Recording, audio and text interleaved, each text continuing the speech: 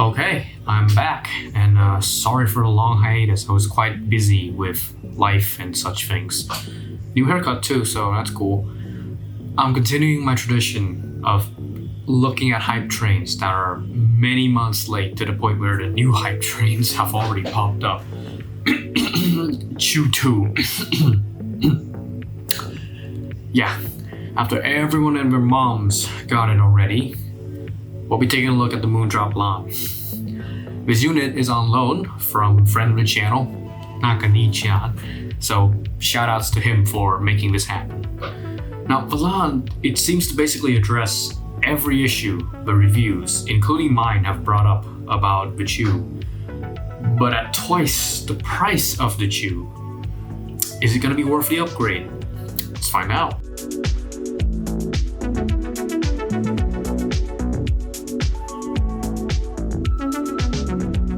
So right out of the gate, we get a bigger box for the Lan, although this box is perhaps a bit less original looking than the box of the Chew.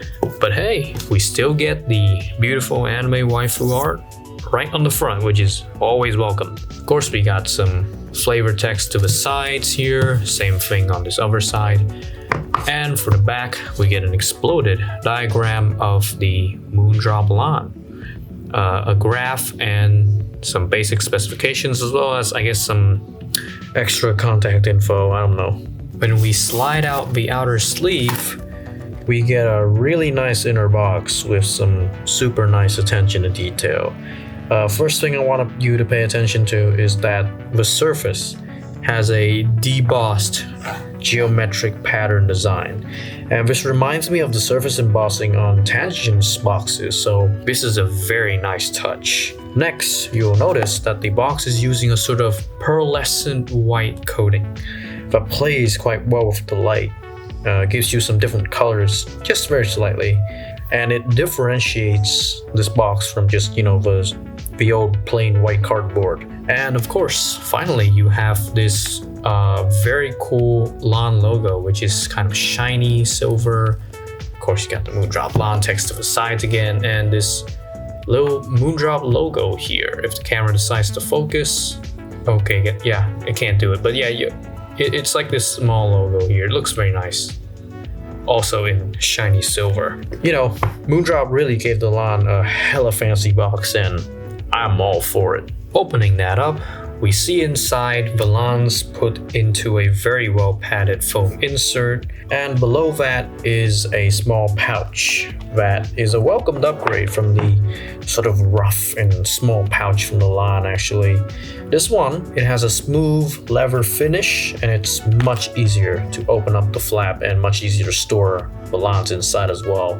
We of course also get 3 sizes of Moondrop's sort of generic gray silicone ear tips that they always include in their old IEMs. Although I do lament the fact that there is no spring tips in the package. Given that this was partly why the Chew was so successful in the first place, I do question why they didn't elect to include those.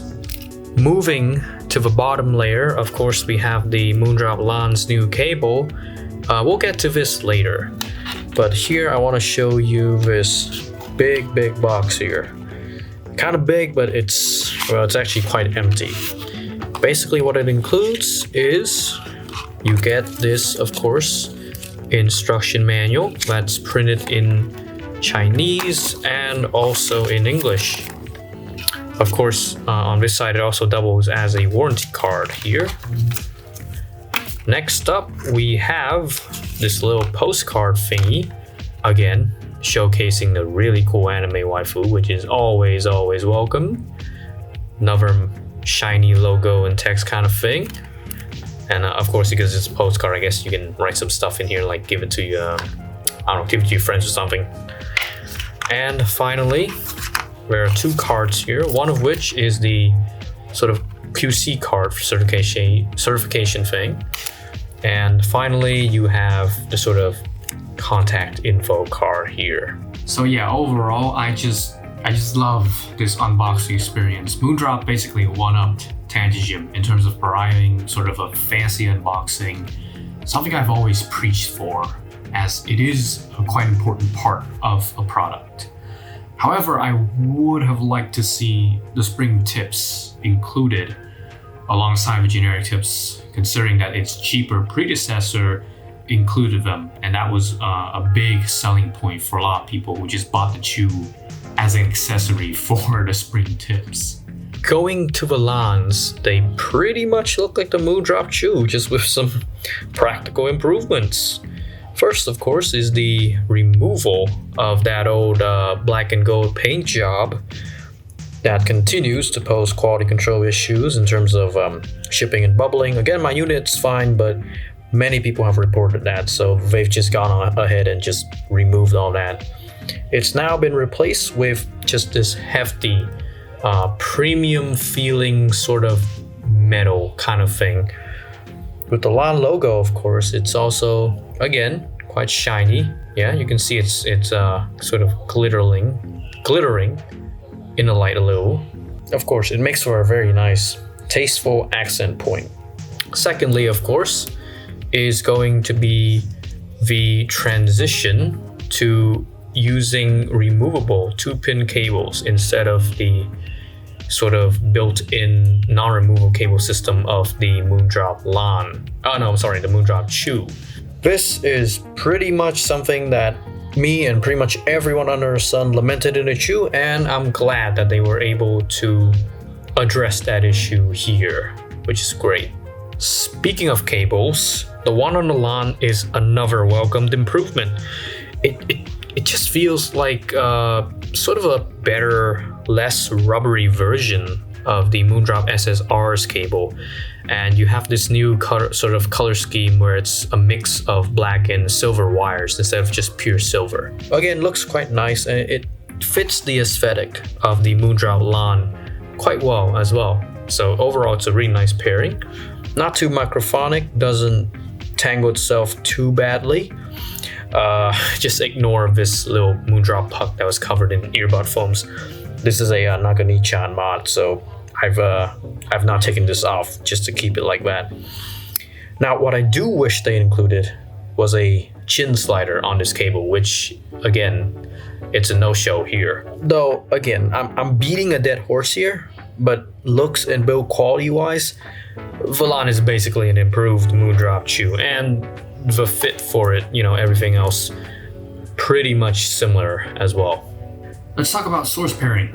I find that the Lan plays well out of pretty much whatever source you pair with it, though a little bit power never hurt anybody. As for ear tips though, I find that the spring tips, they work quite well on the Lan, as well as the Chew, of course. And I also give honorable mentions to the Akustune AET-07s, which are also quite nice, but I like the spring tips a little bit more. Now, if you want something that boosts the bass a little bit at the cost of some clarity, I would also recommend using the generic Moondrop ear tips that they give. This one also works quite fine. I still would have liked to see spring tips included with the Lan though. And with all that out of the way, let's get into the sound of the Moondrop Lan. Now, to be honest, the Moondrop Lan is exactly what you would expect. It's a slightly improved Moondrop Chew. If you've watched my review on that IEM, then you kind of basically know what I'll say here. But I will say that Moondrop has basically solved some of the few tuning gripes that I did have with the Moondrop Chew, and they did upgrade certain technical aspects as well. Let's start with the bass. So the low end of the Lan here, it remains similar to the Chew.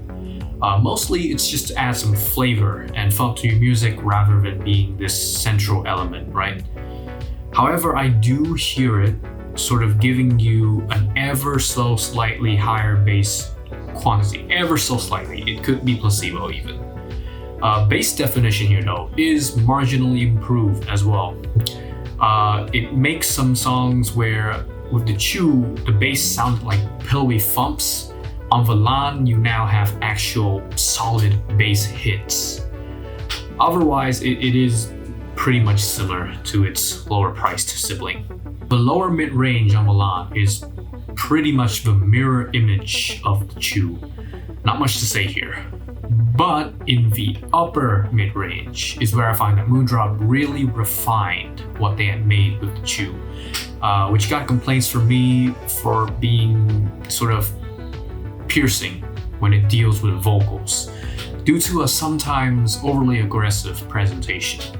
Now the Lan, it basically fixed that tuning issue, and you can sort of see that happen in the graphs as well. And it just adds on to that already quite nice mid-range with improved detailing slightly, but it's there. And it has more separation to this mid-range implementation, performing just a bit better on busy tracks than with the Chew. Treble on the Lan is, again, similar to the Chew.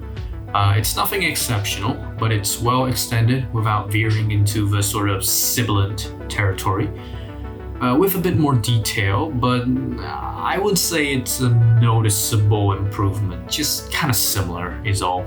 Soundstage width is another element that is shared between the Moondrop Chew and the Lan, with the Lan's width being kind of above average.